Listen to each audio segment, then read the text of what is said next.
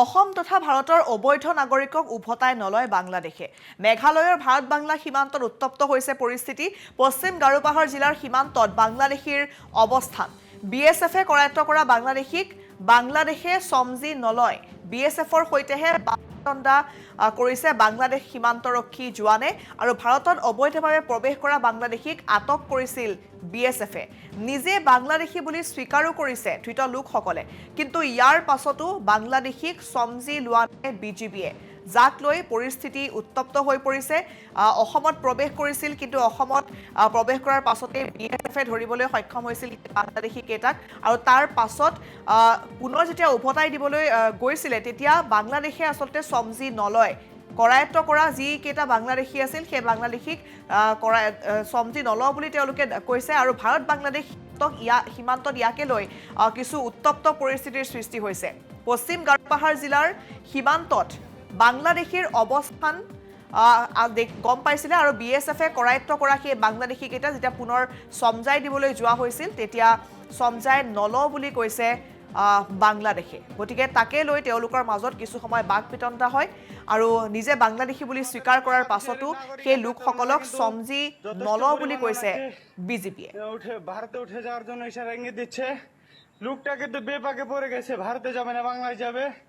তো এদিকে দেখেন ভারতের লোক, এই যে ভারতের লোক, হ্যাঁ অনেকক্ষণ দেখতে পাচ্ছেন তারা কিন্তু সারিবদ্ধভাবে ওনাকে আমাদের বাংলাদেশে নামিয়ে দিয়ে গেট দিয়ে, বুঝছেন, আর ভারতে উঠতে দিচ্ছে না। প্রচুর লোক দেখছেন, কত পরিমাণ লোক ভারতের সীমানা, উনি কিন্তু মাঝখানে পড়ে গেছে। আর এদিকে হচ্ছে আমাদের বাংলাদেশের যুবক এবং তার সাথে আছে আমাদের বিজিবি ভাইরা, ওনাকে কিন্তু কোনোভাবেই আমাদের বাংলাদেশে প্রবেশ করতে দেওয়া হবে না, এটা নিয়ে একটা বিধাদ্বন্দ্ব চলতেছে।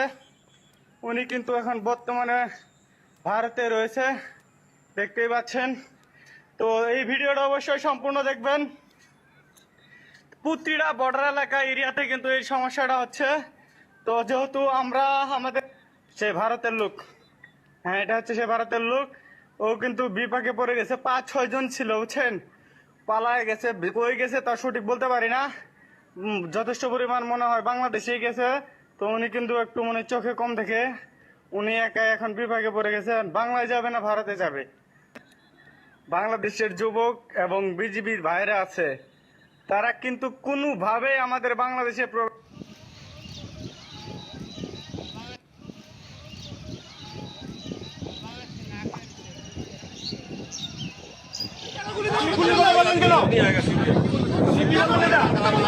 আপনি এটা কি বললেন যে গুলি করবেন? আমরা গুলি করবো না, কেন গুলি করতে কেন গুলি করতে পারবো? আপনি কেন গুলি কেন গুলি করতে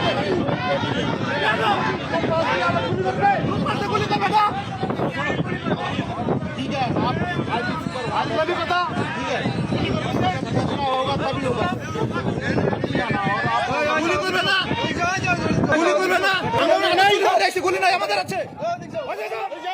আৰু ইয়াত দেখুৱাইছোঁ আমি এইদৰে বাংলাদেশৰ পৰা অহা সেই লোকজনক বিএছএফে ধৰাৰ পাছত নিজে স্বীকাৰ কৰাৰ পাছত সেই লোকজনক সমজি নলয়, বৰঞ্চ বিজিবিয়ে এইদৰে যিসকল বিএছএফৰ জোৱান আছে, ভাৰতীয় বিএছএফ জোৱান, তেওঁলোকৰ সৈতে বাক পিতন্দাত লিপ্ত হৈছে। আৰু একাংশ লোকে অভিযোগ কৰিছে বাংলাদেশৰ পৰা ভিডিঅ' কৰিছে, আৰু ভিডিঅ' কৰি তেওঁলোকে অভিযোগ কৰিছে যে এই লোকজনক বাংলাদেশতহে প্ৰৱেশ কৰিবলৈ আচলতে চেষ্টা কৰোৱা হৈছে ইত্যাদি বিভিন্ন ধৰণৰ মন্তব্য কৰা দেখা গৈছে সেই ভিডিঅ'টোত। কিন্তু উত্তপ্ত হৈছে পৰিস্থিতি এই সময়ত, আৰু বাৰে বাৰে বুজাই থকাৰ পাছতো সেই ব্যক্তিজনে নিজে বাংলাদেশী বুলি স্বীকাৰ কৰাৰ পাছতো সেই লোকজনক বিজেপিয়ে বাংলাদেশত প্ৰৱেশ কৰিব নিদিও বুলি তেওঁলোকে এই মন্তব্য কৰা দেখিবলৈ পোৱা গৈছে। আৰু বাৰে বাৰে কৈ থকাৰ পাছতো তেওঁলোকে ওলোটাই বাক পিতন্দাত লিপ্ত হোৱাহে দেখা গৈছে বিএছএফৰ সৈতে।